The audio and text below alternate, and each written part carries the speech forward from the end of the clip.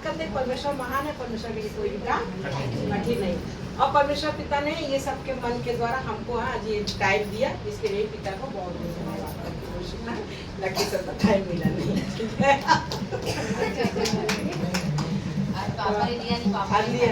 तो पिता को बहुत धन्यवाद करते हैं, पिता महान है। जैसे कि आज जैसे भावना ने बताया कि हमको किसी को दोष नहीं लगाना चाहिए, तो हम पे भी दोष लगाना चाहिए।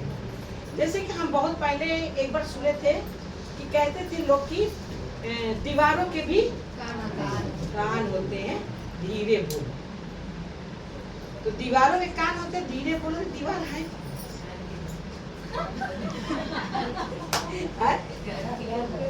घर के लोग दीवार है, तो घर के लोग दीवार नहीं है, वो परमेश्वर दीवार है। परमेश्वर दीवार है। जब हम 4 कमरे के अंदर, 8 कमरे के अंदर जब बात करते हैं, एक दूसरे की निंदा करते हैं, तो कौन सुनता है? परमेश्वर सुनता। तो वो दीवार है। तो वो जब दीवार सुनती है, परमेश्वर की तारा दीवार सुनती है, उनके जीवन में काम होना शुरू हो जाता है, वो पलटा लेना शुरू कर देता है। तो क्या कहती हैं, हमने किसी का कुछ बिगाड़ा तो है नहीं, और मेरे साथ ये क्यों ऐसे हो रहा है?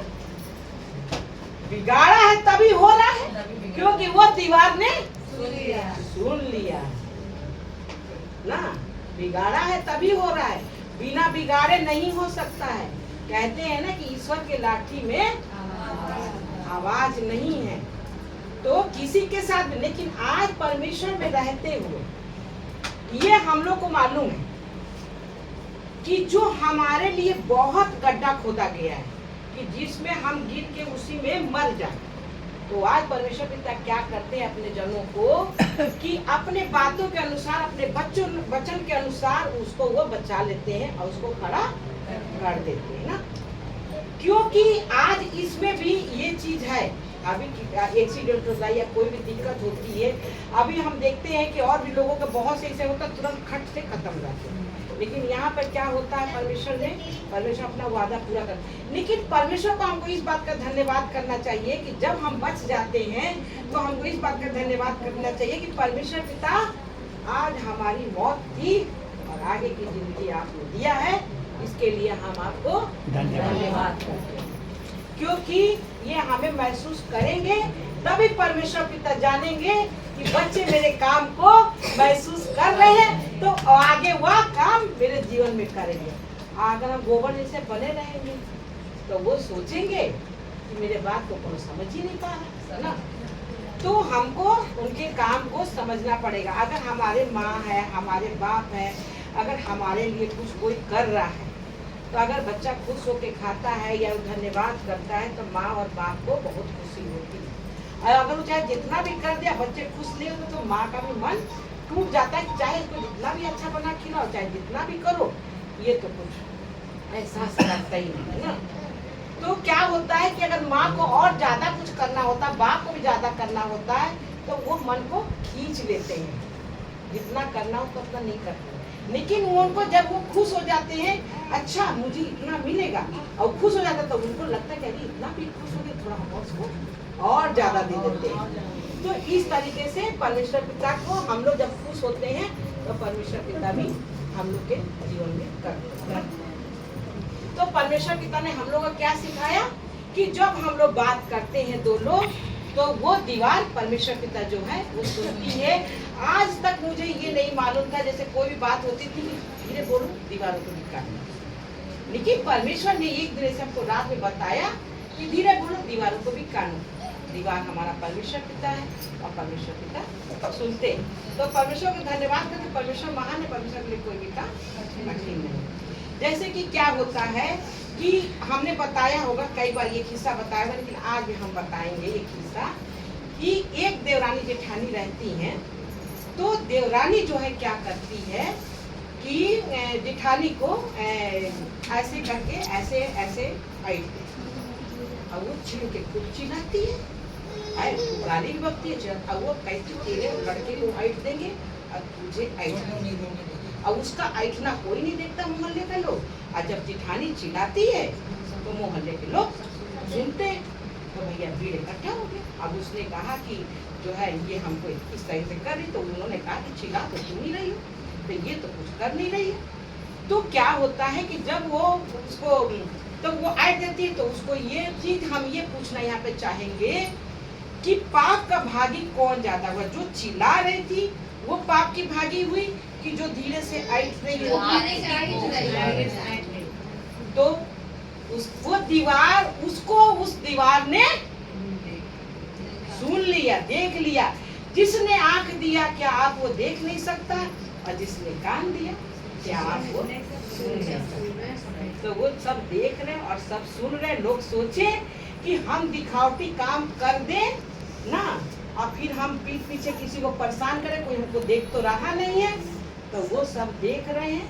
और सबसे बड़ा तो आजकल कैमरा लगा के रखते हैं, कैमरे में देखेंगे। इस कैमरे से तो हर आदमी डरता है कि कैमरा लगा है, लेकिन उस कैमरे से कोई डर ही नहीं रहा कि ऊपर कैमरा चल रहा है। तो इसलिए हम लोग हमेशा, हम आज जो भी बात करते हैं फोन पे, चाहे हम किसी को गाली भी बक रहे हैं, अगर किसी ने हमको शिकायत, जैसे हमारा कहने के मतलब कि अभी यहाँ पे बात हुई कि हमको किसी का पाप सुनने से भी हमें पाप लगता है ना, किसी की बुराई सुनना। अगर कोई बुराई कर रहा है तो ऐसे लोगों से करो कि वो हमारी प्रॉब्लम को समाधान कर दे। ऐसे लोगों से अपनी प्रॉब्लम को ना कहो कि वो आपकी हो जाए।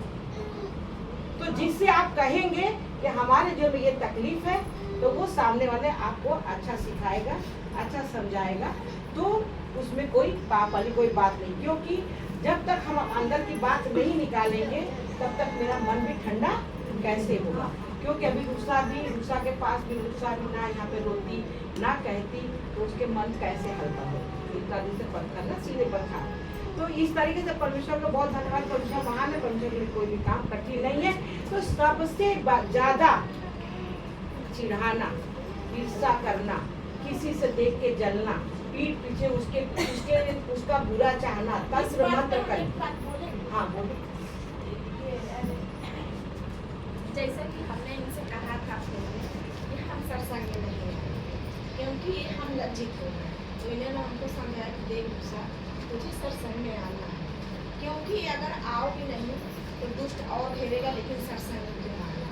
और तुम लोग अपने मुँह से खुद उल्टा सीधा बोल के आप फिर आगे बढ़ती है। तो इनकी तो हमने सुन लिया था, और फिर हमने ये सोचा था, मतलब फिर इनसे हम बृहस्पति के या बुद्ध को शायद ऐसे बात हुआ था। तो इनसे हमने कुछ ऐसे बात हुआ था, तो हमने भी अपने मन में ये सोचा था कि हम सत्संग में जाएंगे तो हम किसी से कहेंगे कुछ नहीं। लेकिन फिर वही बात मेरे मन में कल शुक्र के शनिवार के फिर वही बात चलने लगा कि हम ये सब सत्संग में खुद अपने आप से, अपने मुंह से हम खुद बयान करेंगे। सत्संग में हम सबको मतलब बताएंगे ये चीज़ मेरे मन में। मतलब हमने इनसे कहा कि हम नहीं कहेंगे, सब लोग मतलब क्या सोचेंगे। फिर मेरे मन में वही बात चलने लगा कल या परसों में कि हम इनके पास फोन करें और इनसे हम पूछें कि दीदी हमने मना किया था, और ये बात हम सत्संग में जैसे बहनियाँ कुछ लेके हम कहना चाहते हैं। मेरे मन में ये चीज़ें आ रहा तो, लेकिन हमने मतलब फिर हमने कहा कि सत्संग में जाना है, जाएंगे तभी कहेंगे। लेकिन पिता ने मेरे मुँह से जो सच्चाई है, जो कुछ भी है वो कहलवाया। हमने अपने मतलब दिल की बातें यहाँ रखा, तो इसके मन हल्का हुआ ना। पिता को बहुत धन्यवाद है, क्योंकि आज अगर तुम ना उसके लज्जित के मारे तुम ना आती, छिपाना चाह रहा है तब ये सब। हाँ, तो क्या होता है कि घर में और पाया दुष्ट यही तो चाहता है, उसका तो यही तो चाल है कि उसको हम कैसे लोगों को लिख ले। तो परमेश्वर को धन्यवाद करते हैं। परमेश्वर का महान है, परमेश्वर के कोई काम। अच्छा, कल जो है क्या है कि कल जो है दीपावली है ना, तो कल दीपावली है, तो कल दीपावली को हम लोग को दिया भी जलाना है ना, और सारी खुशियाँ मनाना है। क्योंकि आज लोग कहते हैं कि क्रिश्चियन बन गए तो कोई त्यौहार नहीं। तो यहाँ पे जितने भी लोग बैठे हैं वो त्यौहार मनाते हैं कि नहीं मनाते हैं? सब तरीके से मनाते हैं ना। परमेश्वर ने किस चीज का परहेज करवाया है? तीसरी मूर्ति का परहेज करवाया है ना। तो मूर्ति किस लिए मूर्ति का परहेज करवाया है? क्योंकि परमेश्वर ने कहा है कि मूर्ति में कोई जान नहीं है, हम जीवते परमेश्वर हैं और मुझे छोड़ कोई ईश्वर नहीं है। तो हम उनको धन्यवाद करेंगे और बस धन्यवाद करेंगे उनको, और सब कुछ परमेश्वर को पा जाएंगे हम ना। जैसे कि क्या होता है कि एक चीज परमेश्वर ने और भी हमको सिखाया कि जब भी कोई भी चीज हो, तो आप ना 5 चीज रख के और 2 चीज रख के, 7 रख के इनको धन्यवाद कर दो, ठीक है। तो ये पिता की क्या मिल जाएगी, मछली रोटी वाली आशीष उसमें मिल जाएगी। जैसे कि तुम 5 नोट भी रख सकती हो, 2 सिक्का भी रख सकती हो, उसको भी पिता का ऐसे धन्यवाद कर सकती हो और धन्यवाद करके अपने खजाने में रख सकती हो ना। तो इस तरीके से आप लोग रखेंगे तो वो क्या हो जाएगा, उसमें मछली रोटी की आशीष मिल जाएगी। तो आज हम पिता में हैं, तो हम पिता के यीशु मसीह के नाम कीजिए। तो पिता को बहुत धन्यवाद है, पिता माने पिता के कोई काम करते नहीं है। तो हम लोग क्या करेंगे, भजन गाएंगे, प्रार्थना करेंगे। एक भजन गा दूं?